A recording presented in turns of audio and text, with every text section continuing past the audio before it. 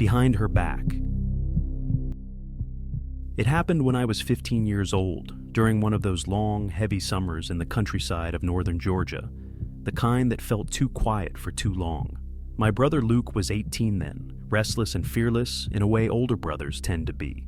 He was always looking for adventure, the kind that made our parents worry and made me tag along half out of curiosity, half out of fear of being left behind.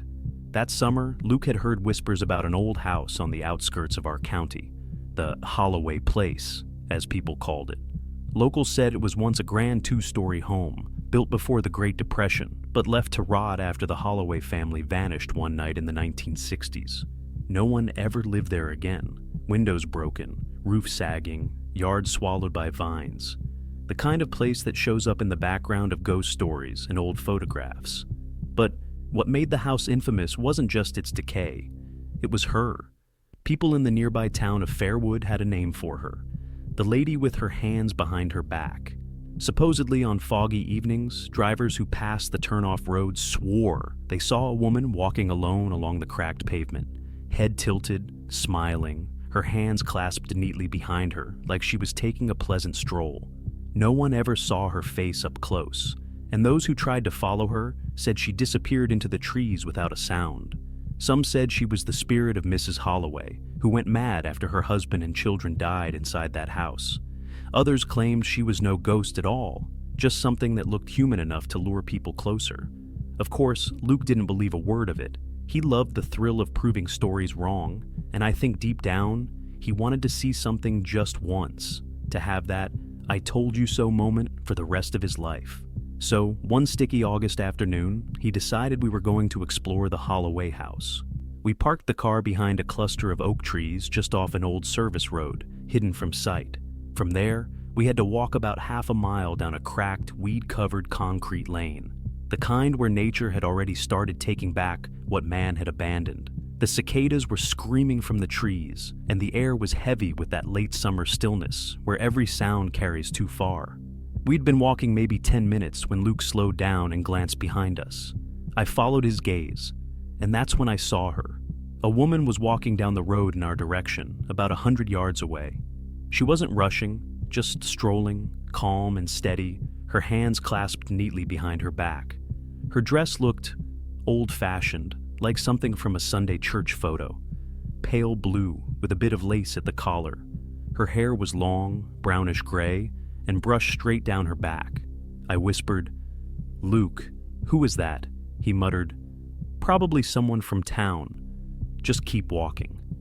But my stomach was already turning. Something about the way she walked didn't look right. It wasn't hurried or tired. It was too steady, too rehearsed. A few seconds later, she called out in this oddly sweet voice, "Lovely day for a walk, isn't it?"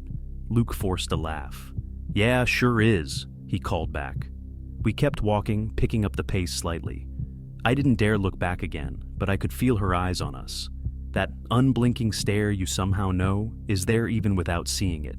Then, out of nowhere, she spoke again, her tone softer, almost sing-song.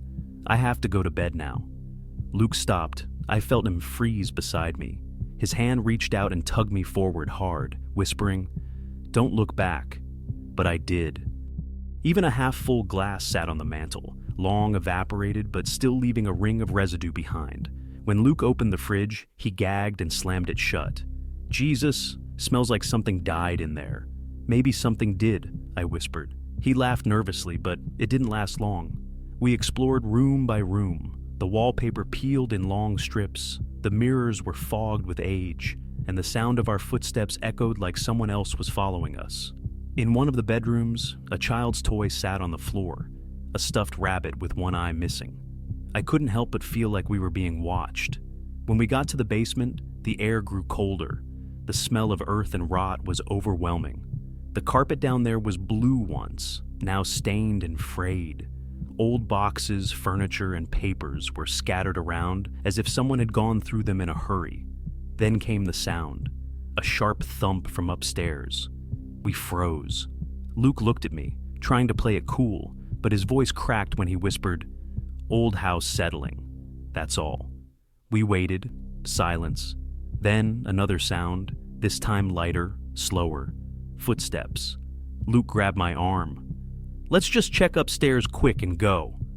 Upstairs, the hallway split left and right. To the left, we saw a small bedroom with an antique dresser and an unmade bed. Luke went in first, checking the drawers. I stayed in the doorway, glancing toward the other end of the hall. That's when he said my name, not loud, but sharp. "Eli." I looked at him. His face was pale. His eyes weren't on me. They were fixed down the hall. I turned.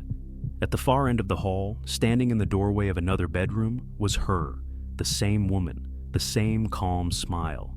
Her dress looked dirtier now, the lace at the collar yellowed, and her hands, still folded behind her back. She tilted her head slightly, and in a voice that didn't match the silence of that place, she asked, "Do you want to see what's behind my back?"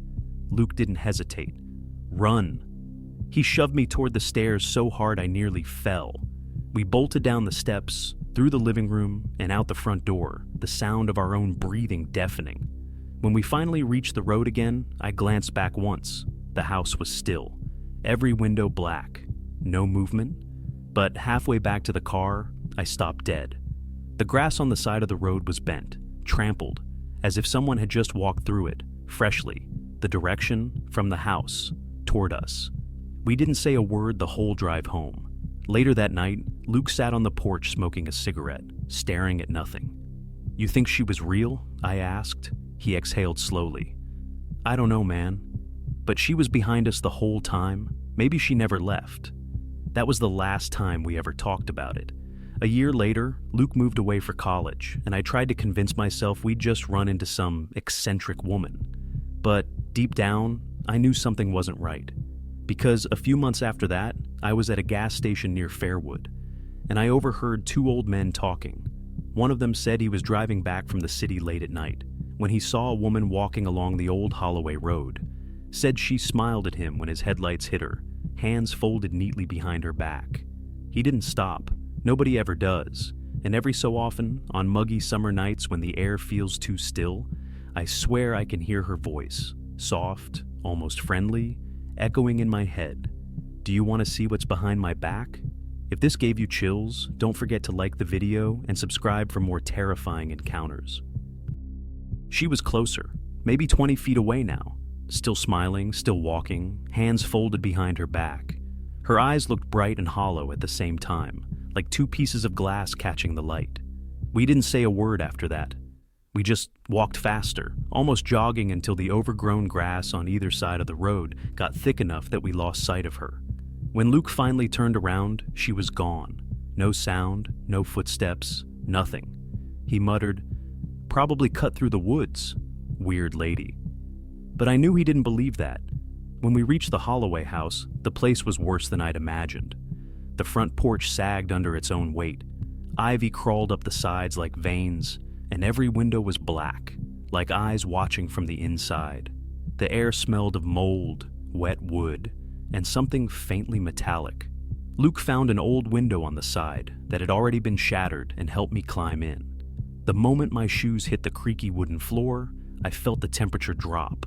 The air was heavy, not just with dust, but with that deep, stale stillness of somewhere that hadn't been disturbed in years. Inside, it looked as if whoever had lived there had simply stopped existing one day. The furniture was still there, faded floral couches, a coffee table with magazines from the 50s, picture frames on the wall. If this gave you chills, don't forget to like the video and subscribe for more terrifying encounters.